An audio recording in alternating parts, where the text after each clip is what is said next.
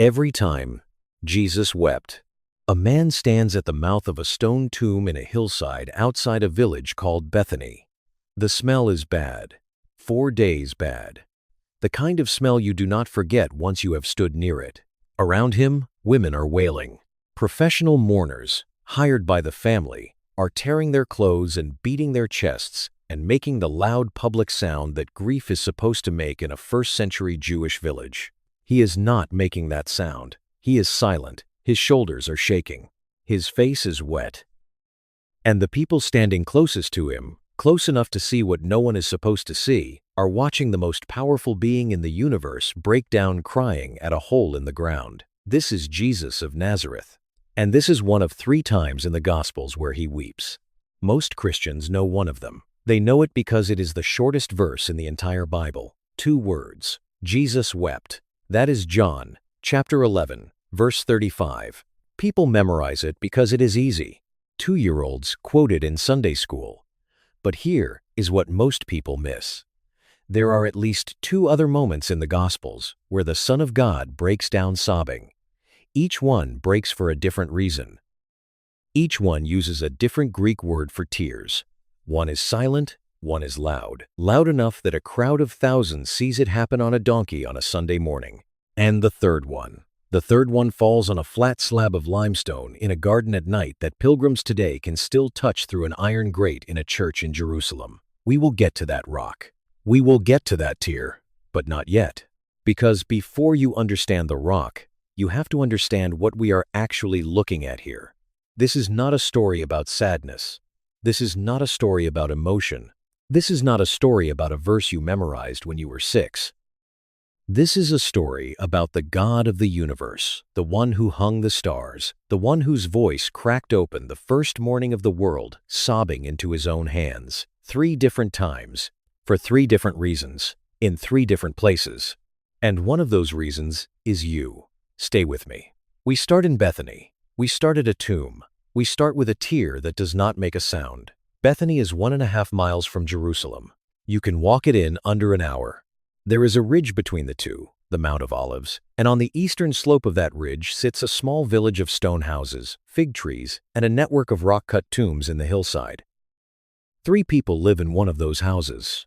A man named Lazarus, his older sister, Martha, his younger sister, Mary. They are not famous. They are not wealthy. They are a family. And they are Jesus's closest friends outside the 12. You need to feel that before anything else happens. When Jesus walked from Galilee to Jerusalem, he did not stay at an inn. He stayed at their house. He ate at their table.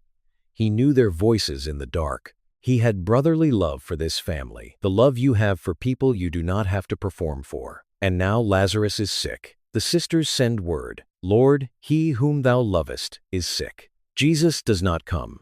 He waits 2 days. Then he starts walking. By the time he reaches Bethany, Lazarus has been dead for 4 days. In the Jewish belief of the time, the soul lingered near the body for 3 days. After 4, there was no coming back. Decomposition had begun. The smell would already be there. Martha says it out loud when they get to the tomb. "Lord, by this time he stinketh." Here is what most people miss. Jesus knew. He knew before he started walking. He told the disciples Lazarus was dead before anyone said it. He delayed on purpose. He is, in the very next paragraph, going to call a 4-day corpse out of a sealed grave and watch him walk into the sunlight with his face still wrapped in cloth. So why is he crying? Martha gets to him first. She always gets there first. She is the practical one, the one in Luke chapter 10 who is busy in the kitchen while Mary sits at his feet. Martha runs out of the village, finds him on the road, and says the sentence that every grieving person eventually says to God, "Lord, if thou hadst been here, my brother had not died." She is not accusing. She is breaking. Then Mary comes. And Mary does not say it standing up. Mary falls at his feet. She says the same sentence, the exact same words. "Lord, if thou hadst been here, my brother had not died."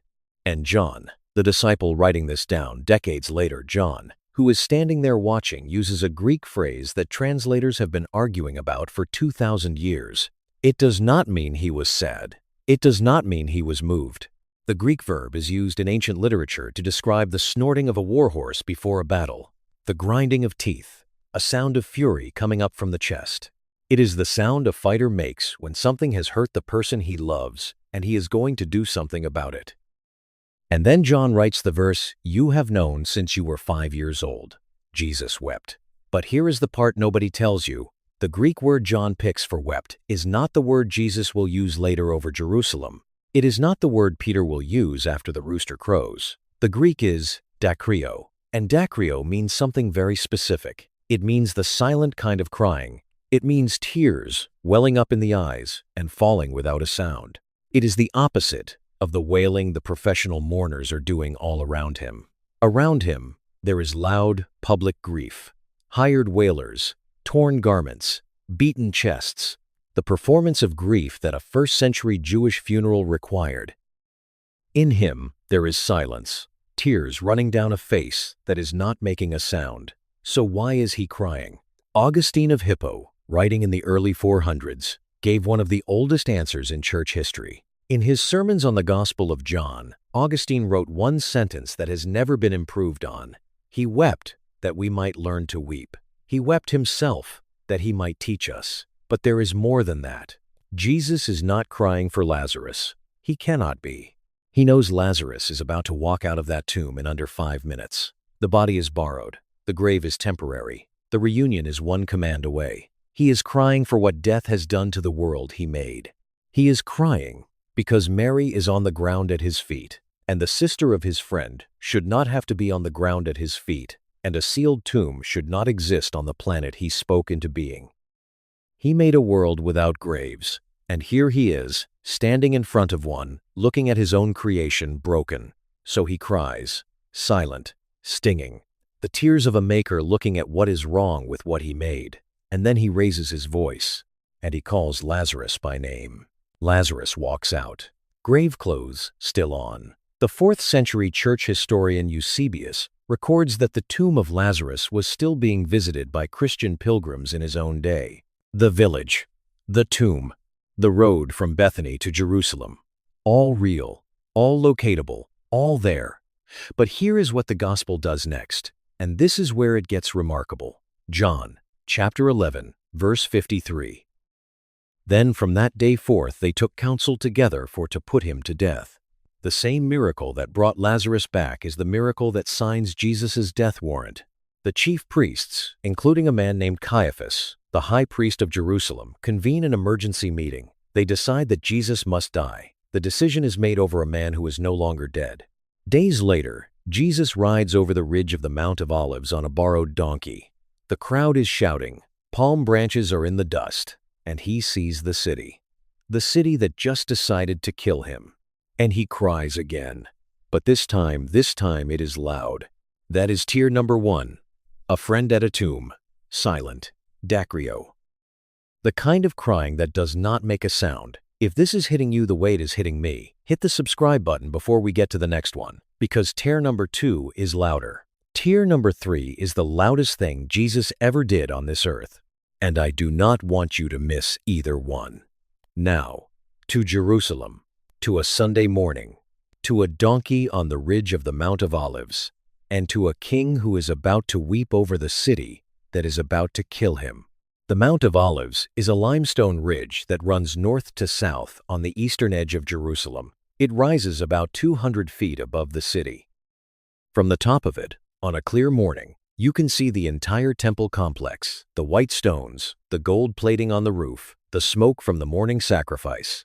Josephus, the Jewish historian, says the temple in this era was so bright you could not look at it directly when the sun hit it. It looked, he wrote, like a mountain of snow on fire. This is what Jesus sees on a Sunday morning in the spring of the year he will die. He is on a donkey, a borrowed one. The crowd is enormous, pilgrims pouring into Jerusalem for Passover. Some scholars estimate the city's population swelled from 40,000 to over 200,000 during the feast. Palm branches in the dust, cloaks thrown on the road in front of the donkey. The shout going up from the crowd is one word, over and over. Hosanna. It means, save us. He rides up the eastern slope of the Mount of Olives. He crests the ridge, and the whole city of Jerusalem spreads out below him like a stone amphitheater. The temple, the walls, the towers, the streets where he learned to walk as a boy, the hill called Golgotha, which he will see again on Friday, from a different angle, lying down, and he stops the donkey, and he breaks down crying. Luke, chapter 19, verse 41. And when he was come near, he beheld the city, and wept over it. Pay attention to this, because the Greek word here is not the word from Bethany. This is not dakrio. This is not the silent tear. The Greek is kleo, and it means something completely different. It means loud, wailing, public sobbing, the kind of crying you cannot hide, the kind that draws a crowd. The same word Mark uses to describe the wailing women at funerals. The same word Peter will use 4 days from now, when a rooster crows in a courtyard and he goes outside and weeps bitterly over what he just did. It is the same word. Picture it. The crowd is shouting Hosanna. Palm branches are still falling. The disciples are riding the high of the moment their teacher is finally being recognized as the king they have been waiting for. And in the middle of all of it, the man on the donkey puts his face in his hands and starts sobbing out loud. What does he see? He is not seeing the architecture. He is not seeing the crowd. He is not seeing the parade. He is seeing 40 years in the future. In the year 70, after the time of Christ, a Roman general named Titus will surround this city with 4 legions. He will build a wall of earthworks around the walls of Jerusalem so no one can escape. The siege will last 5 months. By the end of it, Josephus, who was there, who watched it happen, records that the famine inside the walls became so severe that mothers were boiling their own children. When the legions finally broke through, they burned the temple to the ground. They tore down every stone of every wall. Josephus says, the city looked, when they were done, like a place that had never been inhabited. Jesus sees that, from the back of a donkey, in the middle of a parade. He sees it 40 years before it happens, and he cries the loud kind. Luke records what he says next. The words are some of the saddest words in the Bible. If thou hadst known, even thou, at least in this thy day, the things which belong unto thy peace. But now they are hid from thine eyes. If only you had known. If only. Here is the part nobody tells you. At this same moment, inside the city walls below him, a meeting is happening. The high priest of Jerusalem, the same Caiaphas who heard about Lazarus and convened the Sanhedrin, is finalizing the plan to have Jesus killed before the week is over. The man on the donkey is weeping over a city whose leaders, at that exact moment, are voting for his execution. He knows. He cries anyway. And this is where it gets remarkable. Jesus' tears over Jerusalem do not stop the prophecy. The Romans still come. The temple still falls. Titus still does what he is going to do. The God who can see the future does not change the future by crying over it. He just refuses to be silent while it happens. You have a city. Maybe not a city of stone. Maybe yours is a person you love who is walking away from God. Maybe it is your own child. Maybe it is a marriage that is dying in slow motion. Maybe it is yourself 10 years ago, before you turned the wrong corner. Maybe it is yourself right now. The God of the universe knows the outcome of your city. He sees 40 years ahead. He sees the wall coming down. He sees the smoke. And he is not detached. He weeps out loud, on a donkey, in front of thousands, because he would rather break down crying than pretend he does not care. That is tier number 2, loud, kleo. The kind of crying that draws a crowd, the kind that ends a parade. But the third tier is the one that costs him everything. The third tier falls in a garden, at night, on a rock you can still touch today. He has 6 days left. It is Thursday night, same ridge, same Mount of Olives, the opposite slope, facing east, away from the temple. At the foot of the slope is an olive grove. The grove has a name. In Aramaic, the language Jesus spoke at home, the name means olive press. There is a stone press in the middle of the grove, a massive limestone wheel sitting on a base, used to crush olives until the oil bleeds out. The press is still there in archaeological records. The name in Greek is the one you know, Gethsemane. Jesus walks into the grove with 11 men. Judas is already gone. Of the 11, He takes 3 deeper into the trees with him: Peter, James, and John, the same John who, decades from now, will write down everything that is about to happen. He tells the 3 to stay awake. They do not stay awake. The 3 closest men to him on earth fall asleep yards away, while he walks farther into the dark and falls on his face. Mark, who got this story from Peter himself, uses 2 Greek words stacked together to describe what is happening inside Jesus at this moment. Translated together, they mean, he began to be horrified and crushed, not sad, not troubled, horrified, crushed. Luke, who was a physician, a doctor, picks up the same scene with the eye of a man who has watched bodies under stress. Luke uses 1 Greek word, agonia. You know that word. We get our English word agony from it. But in the original Greek, agonia did not mean what it means now. It did not mean suffering. It meant the wrestling match before the fight, the struggle of an athlete in the moment before he steps into the arena. Pressure, conflict, force pushing against force inside one body. That is the word Luke uses. And then Luke adds a clinical detail that nobody made up. His sweat was, as it were, great drops of blood falling down to the ground. The Greek is thrombos hematos, clots of blood. Luke is being a doctor, not a poet. He is describing a real medical condition that modern medicine now calls hematidrosis. Under extreme psychological stress, the capillaries near the sweat glands rupture. Blood mixes with sweat. It is documented in soldiers facing execution. It is documented in death row inmates the night before. Peer-reviewed medical journals have confirmed the condition is real, including a landmark study by the physician William Stroud published in the 1840s. It happened to a carpenter from Nazareth on a Thursday night in a garden. And then he fell forward.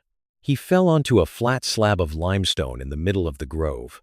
The rock is still there. Helena, the mother of the Emperor Constantine, built a basilica over that exact spot in the year 326. The historian Eusebius documented the pilgrimage to the site even earlier than that.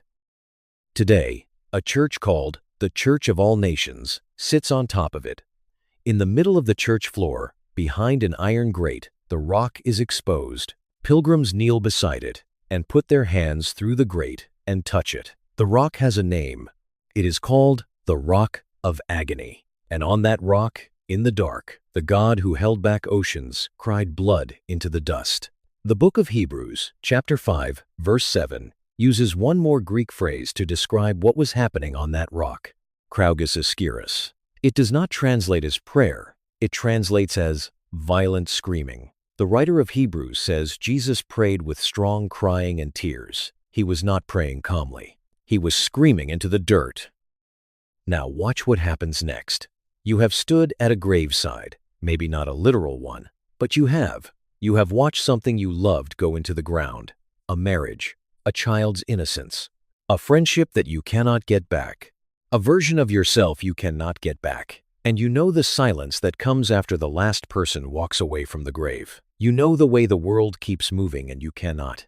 That silence, that one is the silence Jesus stood in. The God who made the universe knows what your graveside sounds like, because he has stood at one himself. He has fallen on his face beside one. He has cried blood into the dirt of one. And on that rock, he said one sentence that finished it: "Not my will, but thine be done." And then he stood up. He walked back to the 3 sleeping men. He woke them.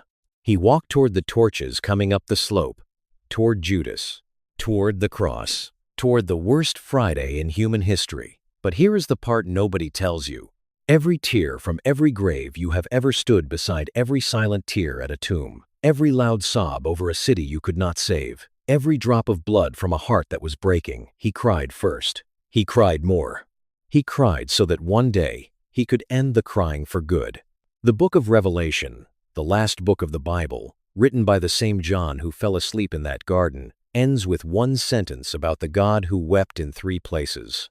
And God shall wipe away all tears from their eyes. The one who wept the most is the one who ends the weeping. 3 tears, a friend at a tomb, a city on a ridge, a man on a rock in the dark. 3 different reasons, 3 different Greek words. One God who broke down crying because the world he made was not the world he wanted. So here is what I want you to walk away with tonight. The first thing is this. Jesus wept at least 3 documented times in Scripture. Once silent, once loud, once bleeding. The Greek confirms it. Dakrio at the tomb, Kleio over the city, Agonia in the garden. This is not one verse. This is a pattern. The Son of God cried more in the Gospels than most of the disciples did. The second thing is harder. If anybody has ever told you that crying is weakness, that grief is a failure of faith, that real Christians do not break down, that strong men do not weep, you need to read the Gospels again. The God you worship cried more than you have. He cried first. He cried louder. He cried longer. And he cried in front of people who were watching. He did not hide it. He did not apologize for it. He did not call it a moment of weakness. He called it being human. And the third thing is the one I cannot let you leave without hearing. The same hands that pressed blood into the dust of Gethsemane will, one day, reach down and wipe the last tear from your face. The book of Revelation says it in one sentence, "And God shall wipe away all tears from their eyes." Every grave you have stood beside, every silence after the last person walked away, every loss you have not even named yet, he cried first, so that one day he could end the crying for good. He is the only God in history who wept before he saved you, and he saved you because he wept. So tell me, which of these 3 tears hit you hardest? The friend at the tomb, the city that would not come home, or the man on the rock in the dark? Tell me below. I read every comment. Subscribe if you want more of this, and I will see you in the next one. Jesus wept. 2 words, the shortest verse. The deepest theology, and the reason every tear you have ever cried, he has already cried first.